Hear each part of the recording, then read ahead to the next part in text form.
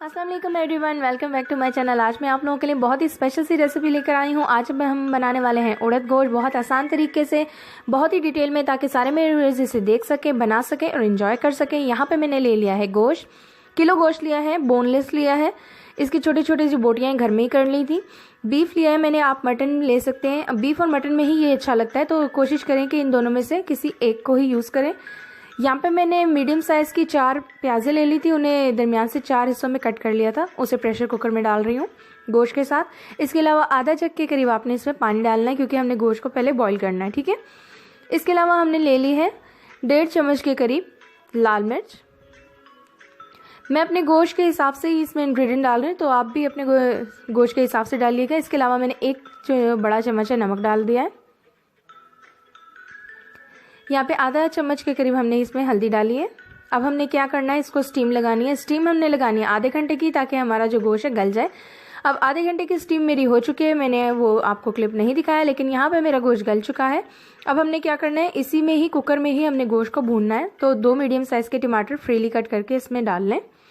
लहसुन अदरक का पेस्ट शामिल कर लें, जैसा कि मैंने आपको बताया था। अगर अलग अलग है तो 1-1 चम्मच, मिक्स है तो 2 चम्मच लहसुन अदरक का पेस्ट शामिल करें।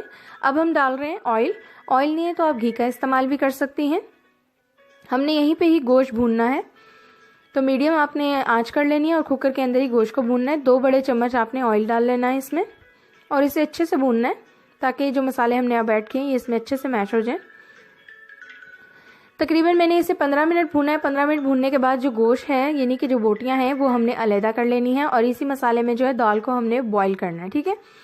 यहाँ पे देखिए मसाला मेरा कुछ बचा हुआ है, तो अब हमने क्या करना है, ये मैंने माश की दाल ली है छिलकों वाली। ये हमारी आधा किलो के करीब दाल थी, लेकिन मैंने इसे 4 घंटे भिगो दिया था। भिगोने के बाद हम इसे क्या करेंगे, स्टीम लगाएंगे, यानी कि इसे बॉईल कर लेंगे उसी मसाले के अंदर जो कि हमारे गोश्त का था, ठीक है। अब बारी बारी मैंने इसमें डाल दी है। इसके अलावा मैं इसमें कुछ पानी ऐड कर रही हूँ, क्योंकि मुझे लग रहा है कि ये पानी थोड़ा है इस दाल के लिए, तो मैंने 3 से 4 गिलास जो है पानी मज़ीद ऐड किया है। अब इसको भी स्टीम लगा लेते हैं। इसको भी आधे घंटे की स्टीम लगाएंगे। आधे घंटे बाद मैं आपको दिखा लेती हूँ। दाल देखें लगभग हमारी गल चुकी है, ये मैं आपको चेक करा देती हूँ।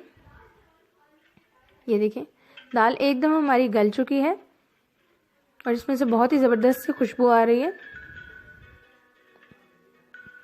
अब जो हमने बोटियाँ अलहदा कर दी थी वो इसमें शामिल कर देते हैं।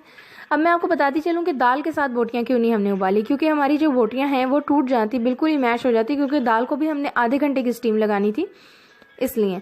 अब इसे हमने 10 से 15 मिनट तक मज़ीद पकाना है, ताकि ये थिक होना शुरू हो जाए, इसके ऊपर ऑयल आ जाए और ये दोनों चीज़ें आपस में मिक्स हो जाए। अगर आप मेरे चैनल पे न्यू हैं तो जल्दी से सब्सक्राइब कर लें, ताकि आप भी इस तरह की रोज़मर्रा की छोटी छोटी सी रेसिपियाँ और टिप्स को मिस ना कर सकें। नोटिफिकेशन के लिए बेल आइकन को प्रेस करें, ताकि जैसे मैं वीडियो डालूँ आपको नोटिफिकेशन आ जाए। लास्ट में गार्निशिंग के लिए आपने हरा धनिया और हरी मिर्चों का इस्तेमाल करना है।